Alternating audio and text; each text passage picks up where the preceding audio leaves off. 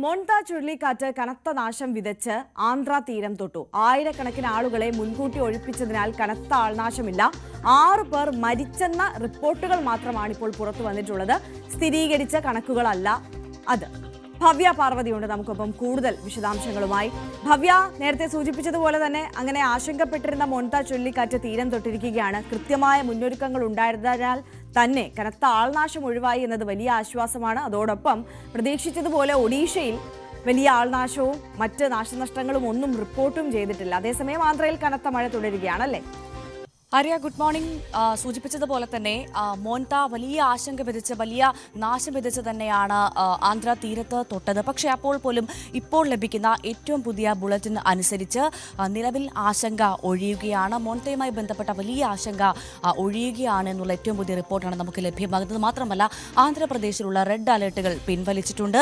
ഏറ്റവും പ്രധാനമായി അടുത്ത 6 മണിക്കൂറിൽ വീണ്ടും ഈ ചുഴലിക്കാറ്റിന്റെ തീവ്രത കുറയുമെന്നുള്ള റിപ്പോർട്ടാണ് ഏറ്റവും പുതുതായി ലഭ്യമാകുന്നത്. നിലവിൽ മോൺത സാധാരണ ചുഴലിക്കാറ്റായി മാറിക്കഴിഞ്ഞിരിക്കുന്നു. അതിൻ്റെ ശക്തി നല്ല രീതിയിൽ കുറഞ്ഞിരിക്കുന്നു. ഇനി വരുന്ന 6 മണിക്കൂറിൽ വീണ്ടും അതിൻ്റെ ശക്തി കുറഞ്ഞ് വലിയ തരത്തിൽ അതിൻ്റെ തീവ്രത കുറയുമെന്നുള്ള റിപ്പോർട്ടുകളാണ് ഇപ്പോൾ വരുന്നത്. പക്ഷേ അപ്പോൾ പോലും 6 മരണം, ഈ വലിയ കെടുതിയിൽ 6 മരണം റിപ്പോർട്ട് ചെയ്തു എന്നുള്ള വിവരങ്ങൾ നമുക്ക് ലഭ്യമാകുന്നത് സ്ഥിരീകരിക്കുന്ന വിവരമല്ല. പക്ഷെ അപ്പോൾ പോലും അത്തരത്തിലൊരു സൂചനകൾ ലഭ്യമാകുന്നുണ്ട്. 6 മരണം ഈ ആന്ധ്രാപ്രദേശിൽ ഈ വലിയ ചുഴലിക്കാറ്റിൻ്റെ കെടുതിയിൽ ഉണ്ടായിരിക്കുന്നു എന്നുള്ള വിവരങ്ങളാണ് ലഭ്യമാകുന്നത്. ഏറ്റവും പ്രധാനമായി വലിയ നാശനഷ്ടം തന്നെയാണ് ആന്ധ്രാപ്രദേശിൽ ഉണ്ടായിരിക്കുന്നത്.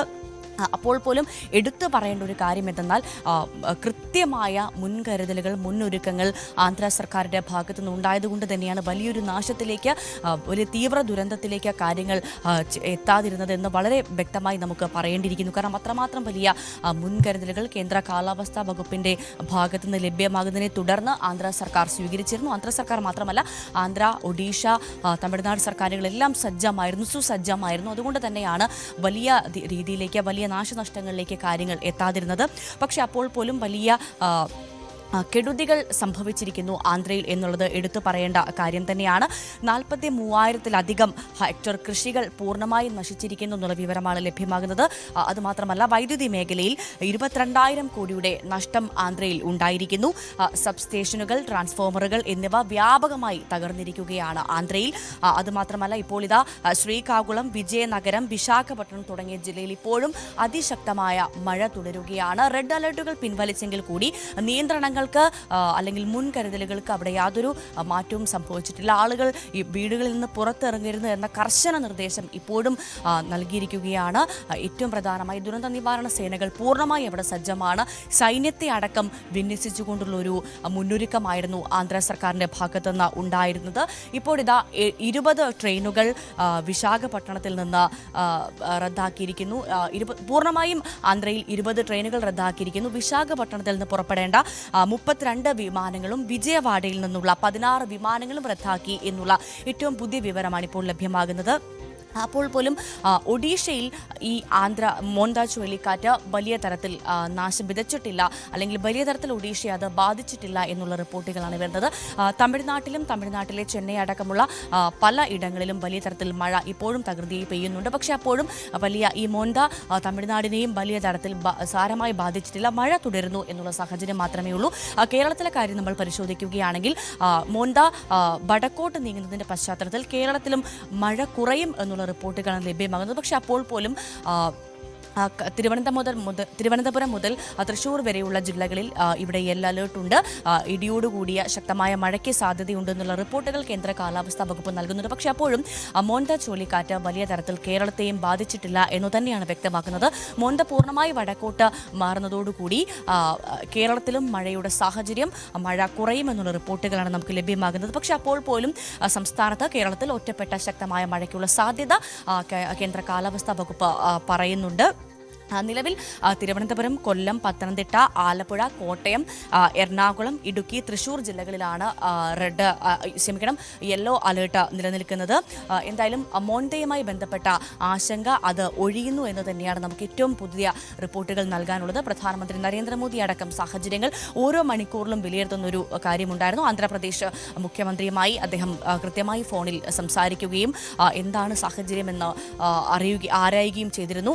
ഏതൊരു അടിയന്തര സാഹചര്യം ഉണ്ടായാലും അത് നേരിടാൻ വേണ്ടിയുള്ള എല്ലാ തയ്യാറെടുപ്പുകളും എടുക്കണമെന്നും പ്രധാനമന്ത്രിയുടെ ഓഫീസ് അടക്കം നേരത്തെ തന്നെ ആന്ധ്ര സർക്കാരിന് നിർദ്ദേശം നൽകിയിരുന്നു. അതുമായി ബന്ധപ്പെട്ട് തന്നെ കൃത്യമായ മുന്നൊരുക്കങ്ങൾ ആന്ധ്ര സർക്കാരിന്റെ ഭാഗത്തുനിന്ന് ഉണ്ടായിരുന്നു. അത് തന്നെയാണ് വലിയൊരു കെടുതിയിലേക്ക്, വലിയൊരു നാശനഷ്ടങ്ങളിലേക്ക് കാര്യങ്ങൾ കൊണ്ടെത്തിക്കാഞ്ഞത് എന്ന കാര്യത്തിൽ സംശയമില്ല. ഏറ്റവും പ്രധാനമായി നമ്മൾ നോക്കുകയാണെങ്കിൽ ആന്ധ്രയിൽ എടുത്ത മുൻകരുതലുകൾ ഒന്ന് എന്ന് പറയുന്നത് വീടിന് പുറത്തിറങ്ങരുത് എന്നുള്ള നിർദ്ദേശം കർശനമായി അവിടെ നിലനിൽക്കുന്നു. ആ മുന്നറിയിപ്പ് ഇപ്പോഴും ആന്ധ്രയിൽ നിലനിൽക്കുന്നുണ്ട്. അത് മാത്രമല്ല, നേരത്തെ തന്നെ ഈ മോന്ത ചുഴലിക്കാറ്റ് വരുന്നു എന്ന റിപ്പോർട്ടുകൾ ലഭ്യമായ ഉടനെ തന്നെ കൃത്യമായി കടകളിൽ നിന്ന് ആളുകളെ, അതായത് ഈ ബീച്ചിനും മറ്റ് വിനോദസഞ്ചാര കേന്ദ്രങ്ങളിൽ നിന്ന്, ബീച്ച് സൈഡിൽ നിന്ന്, ഫുട്പാത്തുകളിൽ നിന്ന് ആളുകളെ കൃത്യമായി ഒഴിപ്പിച്ചിരുന്നു. അത്തരത്തിലുള്ള വിനോദസഞ്ചാര കേന്ദ്രങ്ങളിലേക്ക് ആളുകൾക്ക് വരുന്നതിനുള്ള വിലക്ക് അവിടെ ഉണ്ടായിരുന്നു. അത് പിന്നെ ദുരന്ത നിവാരണ സേനയെ കൃത്യമായി വിന്യസിച്ചു. ഗർഭിണികളെ അടക്കം ആശുപത്രികളിലേക്ക്, വയോധികരെ അടക്കം ആശുപത്രികളിലേക്ക് മാറ്റാനുള്ള മുന്നൊരുക്കങ്ങൾ നേരത്തെ നടത്തി. അങ്ങനെ താഴെ തട്ടിൽ നിന്ന് പോലുമുള്ള ഏറ്റവും പ്രധാനപ്പെട്ട ക്രമീകരണങ്ങൾ ആന്ധ്ര സർക്കാർ വളരെ കൃത്യമായി ചെയ്തു എന്നത് എടുത്തു പറയേണ്ട ഒരു കാര്യം തന്നെയാണ്. നിലവിൽ എന്തായാലും ആ മുന്നൊരുക്കങ്ങൾ കൊണ്ട് തന്നെ വലിയ തരത്തിലുള്ള ദുരന്തങ്ങളിലേക്ക് കാര്യങ്ങൾ അവസാനിച്ചില്ല. ഇപ്പോഴിതാ വരുന്ന ഏറ്റവും പുതിയ ബുള്ളറ്റിൻ അനുസരിച്ച് മോന്തയുടെ ആശങ്ക ഒഴിയുകയാണ്. നിലവിൽ ഓറഞ്ച് അലർട്ട് മാത്രമാണ് ആന്ധ്രാപ്രദേശിൽ ഉള്ളത്. ഇപ്പോഴും പക്ഷേ കനത്ത മഴ 12ഓളം ജില്ലകളിൽ ആന്ധ്രയിൽ ഉണ്ട് എന്നുള്ള റിപ്പോർട്ടാണ് ലഭ്യമാകുന്നത്. എന്തായാലും നിലവിൽ ആശങ്ക അത് ഒഴിയുകയാണ്. കേരളത്തിലും മഴ കുറയുന്നുണ്ട്. ഒപ്പം ഒഡീഷയിൽ വലിയ കാര്യമായ നാശനഷ്ടങ്ങൾ ഉണ്ടായില്ല. തമിഴ്നാട്ടിലും വലിയ കാര്യമായ നാശനഷ്ടങ്ങൾ ഉണ്ടായില്ല. എന്തായാലും മോന്തയുടെ ആശങ്ക അത് ഒഴിയുന്നു എന്നുള്ള റിപ്പോർട്ടുകളാണ് നമുക്ക് ലഭ്യമാകുന്നത്. ആര്യ. യെസ്, ഭവ്യ പാർവതിയാണ് വിശദാംശങ്ങളുമായി നമുക്കൊപ്പം ചേർന്നത്. ഭവ്യ സൂചിപ്പിച്ചതുപോലെ തന്നെ മോന്ത ചുഴലിക്കാറ്റിന്റെ ആശങ്ക ഒഴിയുന്നു എന്നത് വലിയ ആശ്വാസകരമാണ്. എന്തായാലും ആന്ധ്രയിൽ കനത്ത നാശനഷ്ടം വിതച്ചിട്ടുണ്ട്. പക്ഷേ അതേസമയം തന്നെ കൃത്യമായ മുന്നൊരുക്കങ്ങൾ സ്വീകരിച്ചതിനാൽ തന്നെ വലിയ ആൾനാശം ഒഴിവാക്കാൻ സാധിച്ചിട്ടുണ്ട്. 6 പേർ മരിച്ചു എന്ന സ്ഥിരീകരിക്കാത്ത റിപ്പോർട്ടുകൾ മാത്രമാണ് നമുക്ക് മുന്നിലുള്ളത്. എന്തായാലും ശക്തമായ മഴ ആന്ധ്രയിൽ തുടരുകയാണ്. അതിനാൽ തന്നെ വിവിധ ട്രെയിൻ സർവീസുകളും വിമാന സർവീസുകളും എല്ലാം റദ്ദാക്കിയിട്ടുണ്ട്. തമിഴ്നാട്ടിലും ഒഡീഷയിലും ഒന്നും കാര്യമായ നാശനഷ്ടങ്ങളൊന്നും വിതയ്ക്കാൻ മോന്തയ്ക്ക് സാധിച്ചിട്ടില്ല. എന്തായാലും മോന്തയുടെ പ്രഭാവം അത് കുറഞ്ഞിട്ടുണ്ട്, ശക്തി കുറഞ്ഞിട്ടുണ്ട് എന്നുള്ളതാണ് ഇപ്പോൾ പുറത്തു വരുന്ന റിപ്പോർട്ടുകൾ. ഇനി കേരളത്തിലെ സാഹചര്യം നമുക്ക് ഒന്നുകൂടി വിശദമായി ഒന്ന് പരിശോധിച്ചാൽ സംസ്ഥാനത്ത് ഇന്നും മഴ തുടരും എന്നതാണ് സാഹചര്യം. പക്ഷേ മോന്തയുടെ പ്രഭാവത്താൽ അതിശക്തമായ മഴ ഉണ്ടാകാനുള്ള സാഹചര്യമില്ല എന്നതാണ് പ്രവചനം. തെക്കൻ കേരളത്തിൽ ആണ് മഴ മുന്നറിയിപ്പ് കൂടുതലായിട്ടുള്ളത്. തിരുവനന്തപുരം മുതൽ തൃശൂർ വരെ യെല്ലോ അലർട്ടും പ്രഖ്യാപിച്ചിട്ടുണ്ട്. ശക്തമായ കാറ്റിനും ഇടിക്കും സാധ്യതയുണ്ട് എന്നുള്ളതാണ് കാലാവസ്ഥാ കേന്ദ്രത്തിന്റെ മുന്നറിയിപ്പ്.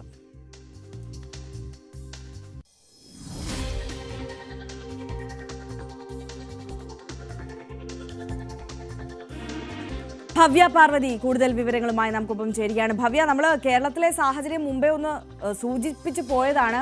വിശദമായ അലേർട്ടുകളിലേക്ക് കടന്നാൽ അതിൻ്റെ ഒരു വിശദാംശങ്ങൾ, ശക്തമായ ഇടിയും കാറ്റുമൊക്കെ പ്രവചിക്കുന്നുണ്ട്. അതിൻ്റെ വിശദാംശങ്ങൾ കൂടി. തീർച്ചയായും ആര്യ, സംസ്ഥാനത്തും മഴ ഇപ്പോഴും തുടരുകയാണെന്നുള്ള റിപ്പോർട്ടുകൾ തന്നെയാണ് നമുക്ക് ലഭ്യമാകുന്നത്. കേരളത്തിൽ ഒറ്റപ്പെട്ട ശക്തമായ മഴ പലയിടങ്ങളിലും തുടരുന്നുണ്ട്. പക്ഷേ അപ്പോൾ പോലും മുന്നറിയിപ്പുകൾ ഉള്ളത് തിരുവനന്തപുരം മുതൽ തൃശൂർ വരെയുള്ള ജില്ലകളിലാണ് സംസ്ഥാനത്ത് ഇപ്പോൾ മുന്നറിയിപ്പുള്ളത്.